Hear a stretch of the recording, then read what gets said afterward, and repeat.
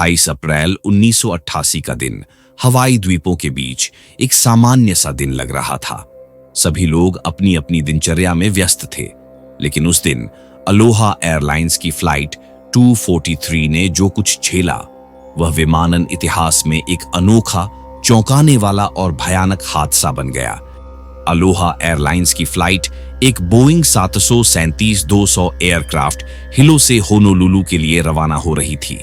कुल 95 लोग विमान में सवार थे, जिनमें 89 यात्री और 6 क्रू मेंबर शामिल थे। यह एक रूटीन इंटर आइलैंड फ्लाइट थी, जो आमतौर पर 1 घंटे से भी कम समय में पूरी हो जाती थी। चूंकि ये द्वीप एक दूसरे से ज्यादा दूर नहीं थे, इसलिए अलोहा एयरलाइंस उस दिन सुबह से ही 8 बार उड़ान भर चुकी थी। मौसम सामान्य था और सब कुछ ठीक लग रहा था। पैसेंजर प्लेन में बैठते हैं, फ्लाइट के दरवाजे बंद किए जाते हैं। ठीक 1:25 पर फ्लाइट अपनी मंजिल की ओर उड़ान भरती है। उड़ान के 10 से 15 मिनट बाद ही एयर होस्टेस ट्रॉली लेकर आती है और पैसेंजर्स को ड्रिंक सर्व करती है। सीट बेल्ट का साइन अभी तक हटा नहीं था, क्योंकि वो आमतौर पर तभी हटता है जब प्लेन क्रूजिंग एल्टीट्यूड पर पहुंच जाता है, और इस प्लेन का क्रूजिंग एल्टीट्यूड था 24,000 फीट। प्लेन ठीक 20 मिनट बाद 24,000 फीट की ऊंचाई पर पहुंचता है। जैसे ही इस ऊंचाई पर पहुंचा, एक बड़ा सा धमाका हुआ। सभी पैसेंजर को एक जोरदार आवाज सुनाई दी। हवाएं तेजी से चलने लगीं, सांस लेने में दिक्कत होने लगी और चारों ओर सामान इधर उधर उड़ने लगा। सभी पैसेंजर हैरान थे कि आखिर हो क्या रहा है। कुछ लोग जब अपने आसपास देखते हैं तो उन्हें दिखाई देता है कि प्लेन की छत और दोनों दीवारें गायब हैं। ऊपर खुला आसमान दिख रहा था। असल में हुआ यह था कि प्लेन के शुरुआती हिस्से का लगभग 35 स्क्वायर मीटर का हिस्सा टूटकर अलग हो चुका था। हवा की जबरदस्त ताकत के साथ विमान का प्रेशराइजेशन पूरी तरह खत्म हो गया। तुरंत डिकम्प्रेशन हुआ, यानी विमान के अंदर की हवा बाहर निकल गई। ऑक्सीजन मास्क तो नीचे टपके, लेकिन बदकिस्मती से वो काम नहीं कर रहे थे।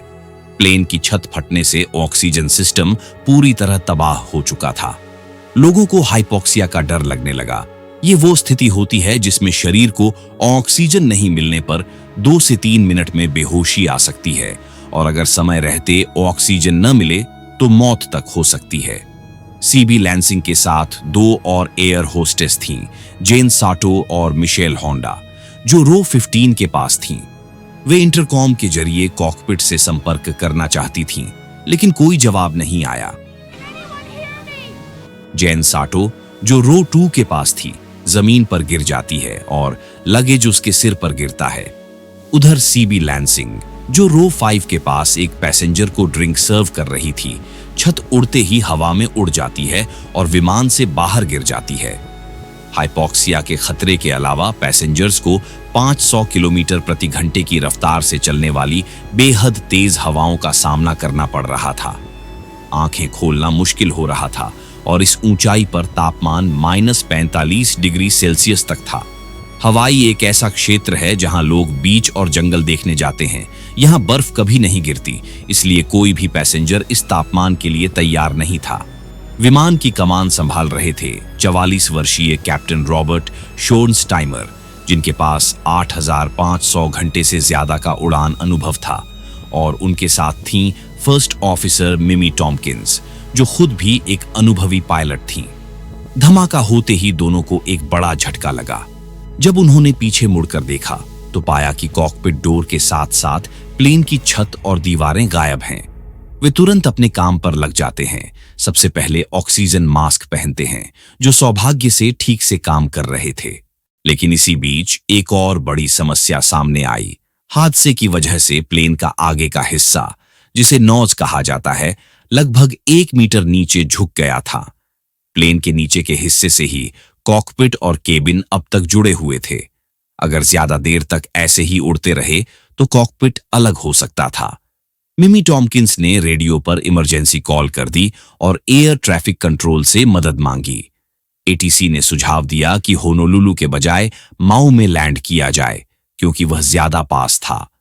ठीक 1 मिनट 48 मिनट पर मिमी टॉम्किंस माउ एटीसी को स्थिति बताती हैं और कहती हैं कि सभी इमरजेंसी सर्विसेज तैयार रखें क्योंकि यहां कुछ भी हो सकता है। इस समय प्लेन की छत फटे 3 मिनट हो चुके थे और विमान अब 14,000 फीट की ऊंचाई पर आ चुका था, जिससे हाइपोक्सिया का डर कुछ कम हो गया था। रनवे पर फायर फाइटर्स और रेस्क्यू व्हीकल्स पहले से तैयार खड़े थे। इस प्लेन की लैंडिंग का सभी को बेखबरी से इंतजार था। 1 मिनट बाद प्लेन 10,000 फीट पर आ गया, लेकिन अब सामने एक नई समस्या खड़ी हो गई। हेलिकाला नाम की एक पहाड़ी जिसकी ऊंचाई लगभग 10,000 फीट थी, प्लेन और माओ एयरपोर्ट के बीच में आ गई। पर कैप्टन ने सूझबूझ से प्लेन को पहाड़ के बीच से निकालते हुए एयरपोर्ट की ओर बढ़ा। यह वो टर्निंग मोमेंट था जिसे देखकर पैसेंजर्स की जान में जान आई। उन्हें यकीन हुआ कि पायलट जिंदा है, उन्हें बचाने की पूरी कोशिश कर रहे हैं। जैसे ही रनवे दिखता है, सभी पैसेंजर लैंडिंग के लिए तैयार हो जाते हैं। 1:58, करीब 13 मिनट बाद यह प्लेन सफलतापूर्वक माओ एयरपोर्ट पर लैंड करता है। जैसे ही विमान जमीन पर उतरा, सौभाग्य से सीबी लैंसिंग को छोड़कर सभी यात्री बच गए। बाद में रिसर्च टीम ने सीबी लैंसिंग को ढूंढने की कोशिश की, लेकिन उनकी बॉडी कभी नहीं मिल पाई। बाकी बचे 94 लोग भाग्य को धन्यवाद करते हैं कि वो बच पाए। लेकिन क्या यह सिर्फ भाग्य की बात थी? नहीं दोस्तों, ये सीट बेल्ट थी जिसकी वजह से सभी लोग जिंदा बच पाए। जैसा कि मैंने पहले बताया, जब हादसा हुआ तब प्लेन अभी पूरी तरह क्रूजिंग एल्टीट्यूड पर नहीं पहुंचा था और उस समय सीट बेल्ट साइन चालू था, इसलिए ज्यादातर यात्रियों ने सीट बेल्ट लगा रखी थी। लैंडिंग के बाद इस विमान की एक ओरिजिनल फोटो भी ली गई थी, जिसे आप स्क्रीन पर देख रहे होंगे। अगली वीडियो किस टॉपिक पर बननी चाहिए, कमेंट में जरूर बताएं।